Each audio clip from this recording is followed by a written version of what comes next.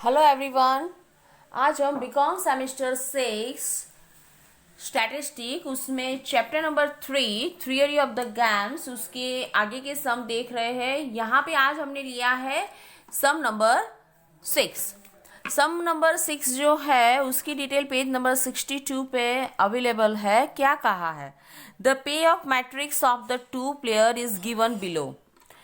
Decide the best strategy for the both and also find the value of the game. Is the game fair? Okay. यहाँ पे आप देख सकते हैं कि मैट्रिक्स हमें दिया हुआ है, तो उसका कैलकुलेशन जो है वो अब हम करेंगे। तो सबसे पहले सभी रो में से मिनिमम वैल्यूज जो है वो हम कैलकुलेट करेंगे। तो पहली रो जो है वो A1 है, वहां पे सबसे लोएस्ट डिजिट क्या है? -3। सेकंड रो में 0, उसके बाद थर्ड रो में -5, फोर्थ रो में -7। ये है हमारी मिनिमम वैल्यू। उसके बाद कॉलम में हमें देखना है कि सबसे बड़ा डिजिट कौन सा है। तो फर्स्ट कॉलम में है 4, सेकंड में 2, थर्ड में 0, फोर्थ में 4 एंड फिफ्थ में 5। ओके, अब हमें ये देखना है सबसे पहले मैक्सिमिन का मतलब क्या है और मिनिमैक्स। मैक्सिमिन जो मिनिमम अमाउंट है, जो मिनिमम डिजिट हमें मिले हैं उसमें से हाईएस्ट डिजिट। तो जो मिनिमम वैल्यू है उसमें हाईएस्ट वैल्यू किसकी है? तो 0 की। तो मैक्सिमिन हमें मिलेगा 0। उसके बाद मिनिमैक्स। तो मिनिमैक्स के लिए हमें क्या करना है? जो मैक्सिमम अमाउंट है उसमें से लोएस्ट डिजिट। तो लोएस्ट डिजिट कौन सा है? तो वो है 0। तो यहाँ पे मिनिमैक्स और मैक्सिमिन दोनों वैल्यू हमें सेम मिली है, मतलब कि 0। तो हमारी वैल्यू ऑफ द गेम यहाँ पे क्या होगी? 0। उस हिसाब से देखा जाए तो हमारा इस सिचुएशन में हमारा आंसर जो है वो क्या होगा? तो वो होगा 0। मतलब कि आप यहाँ पे लिखा है कि 0 वो मिनिमैक्स और मैक्सिमम की वैल्यू है। अब हम यहाँ पे लेंगे नेक्स्ट सम, जो है sum number 8। Solve the following games. यहाँ पे आप देख सकते हैं 4x4 का मैट्रिक्स हमें दिया हुआ है। सबसे पहले यहाँ पे B1, B2, B3, B4 रो को हमने यहाँ पे दिया है A1, A2, A3 and A4। Okay, सबसे पहले सभी रो में से मिनिमम वैल्यू, फर्स्ट रो जो है उसमें मिनिमम वैल्यू हमें यहाँ पे मिल जाती है 1। सेकंड रो में मिनिमम वैल्यू है 4, थर्ड रो में मिनिमम वैल्यू है 0 एंड फोर्थ रो में मिनिमम वैल्यू अगेन है 0। उसके बाद फर्स्ट कॉलम उसमें हाईएस्ट वैल्यू है 9, सेकंड कॉलम हाईएस्ट वैल्यू है 5th, third column highest value है 15 एंड फोर्थ कॉलम उसमें हाईएस्ट वैल्यू है 9। तो यहाँ पे मैक्सिमाइन जो है, मतलब कि मिनिमम वैल्यू में मैक्सिमम वैल्यू सबसे हाईएस्ट डिजिट हमें यहाँ पे मिल जाता है 4। जबकि मिनिमैक्स मतलब कि मैक्सिमम में लोएस्ट वैल्यू हमें मिल जाती है 4। इसका मतलब क्या है? Maximum and minimax does not is equal to 0। मतलब कि यहाँ पे हमें सेम वैल्यू नहीं मिलती है। जब हमें ये सेम वैल्यू नहीं मिलती है तो हमें गेम की वैल्यू ढूंढने के लिए आगे के स्टेप्स जो है वो अब हमें यहाँ पे फॉलो करने होंगे। उसके लिए सबसे पहले हमें क्या करना पड़ेगा, हमारा जो मैट्रिक्स है वो मैट्रिक्स को हमें 2x2 मैट्रिक्स में कन्वर्ट करना पड़ेगा। तो सबसे पहले उसको 2x2 मैट्रिक्स में कन्वर्ट करने के लिए क्या करना है, तो उसके लिए स्टेप्स है कि जो लोएस्ट रो है उसे स्किप करनी है और हाईएस्ट कॉलम है उसे हमें स्किप करना है। तो सबसे पहले हमें क्या करना है, हमारा जो ओरिजिनल मैट्रिक्स है वो देखना है और उसकी हर एक रो की कंपैरिजन करनी है दूसरी रो के साथ। तो यहाँ पे हम देख सकते हैं फर्स्ट रो, जो उसके डिजिट क्या है 5 1 7 4। उसके बाद उस सेकंड रो 9 4 15 6, नेक्स्ट 0 5 3 9, लास्ट 5 0 10 4। ये हमारा ओरिजिनल मैट्रिक्स है। उसमें से सबसे पहले हम कौन सी रो को स्किप करेंगे, तो हर एक रो की दूसरी रो के साथ कंपैरिजन। नीचे से स्टार्ट करते हैं लास्ट रो से।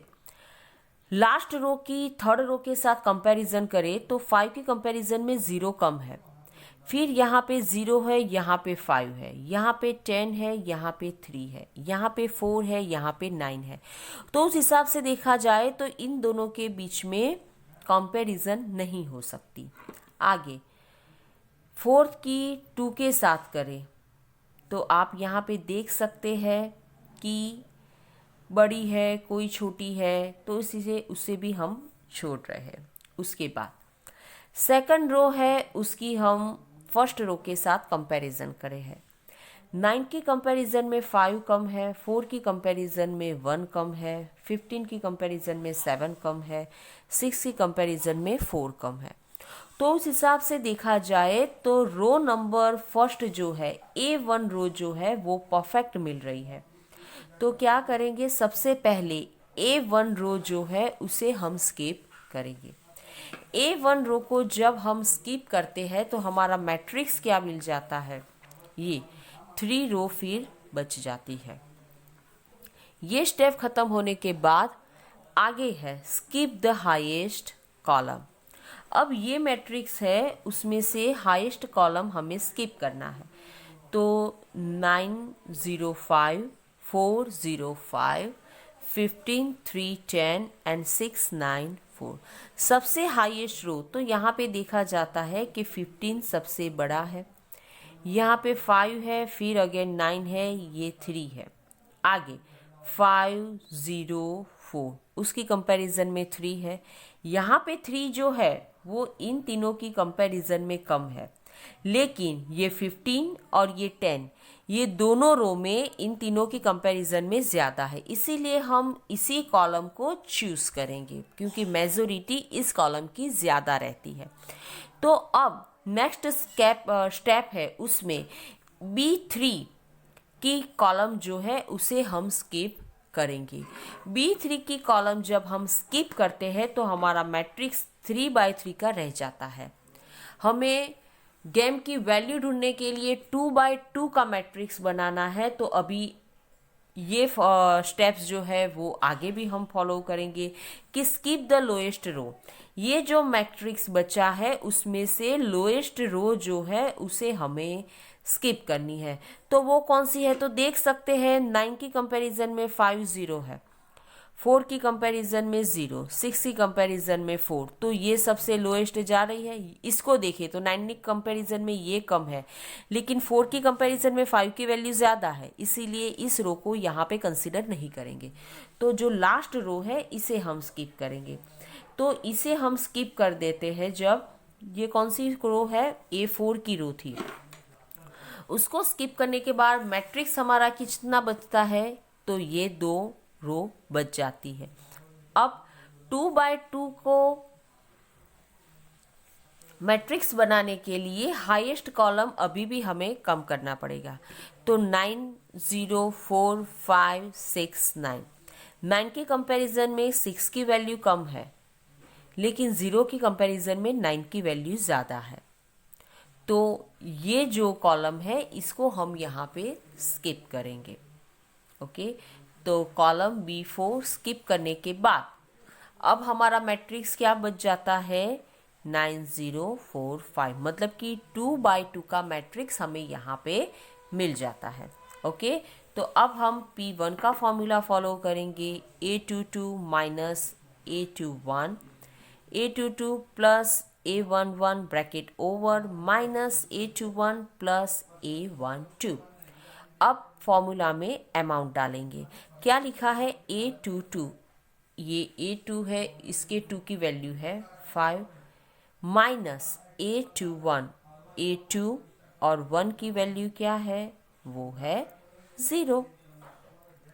उसके बाद A22 मतलब 5, A11, A1 और 1 वैल्यू है 9 bracket over minus A21 0 plus A12 मतलब के 4। ये जो फॉर्मूलाज हमने बनाया है उसमें सारे डिजिट मेंशन करने से हमें P1 की वैल्यू मिल जाती है 1/2। P2 की वैल्यू क्या होगी, तो 1 माइनस P1, तो P2 की वैल्यू अगेन हमें यहाँ पे मिल जाती है 1/2। अब Q1 की कैलकुलेशन करेंगे। Q1 का क्या फॉर्मूला है, A22 minus A12 divided by A22 plus A11 bracket over minus A21 plus A12। मैंने जैसे आपको एक्सप्लेन किया है उसी हिसाब से A22 मतलब 5, A12 मतलब कि 4 divided by A22 5 divided by A22 that means 5, A11 मतलब कि 9 bracket over minus A21 0 and A12 मतलब कि 4। ये फॉर्मूला में डिजिट रखने से हमें आंसर यहाँ पे मिल जाता है 1/10। ये वैल्यू है Q1 की। Q2 हम कैसे ढूंढेंगे, तो 1 माइनस Q1, अगेन Q2 की वैल्यू हमें मिल जाती है 9/10। अब देखो हमें A एंड B की वैल्यू ढूंढनी है।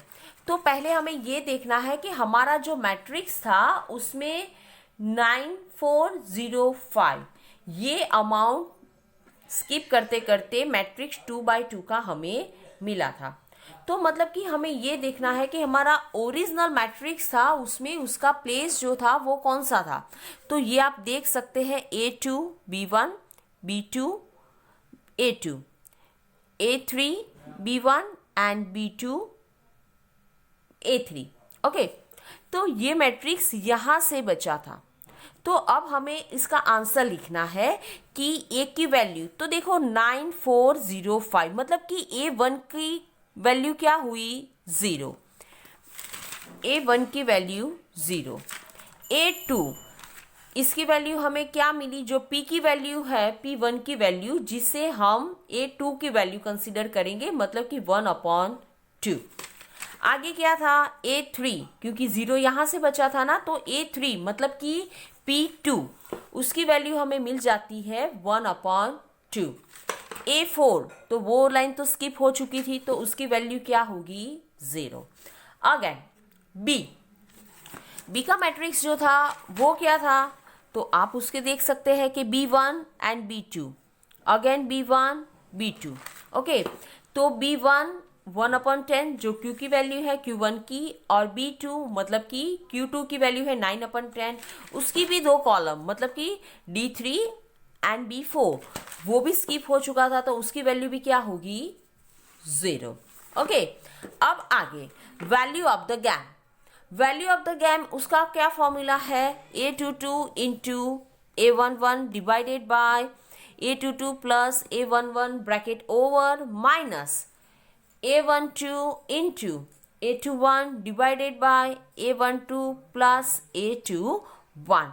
ये मैट्रिक्स में से मैंने ये डिजिट लिया है, जो 2/2 का मैट्रिक्स बचा था उसी के ये डिजिट है। आगे हमने P एंड Q की वैल्यू ढूंढने में उस मैट्रिक को यूज किया है, उसी के बेस पे ये वैल्यू ऑफ द गेम, तो उसका आंसर हमें मिल जाता है 4.5। आज हमने ये जो किया है सम नंबर 8, वो हमारा मोस्ट इंपोर्टेंट सम है। उसकी पीडीएफ की लिंक मैंने डिस्क्रिप्शन बॉक्स में डाल दी है, तो प्लीज आप वहां से देख लेना। And thanks for watching, bye bye, take care.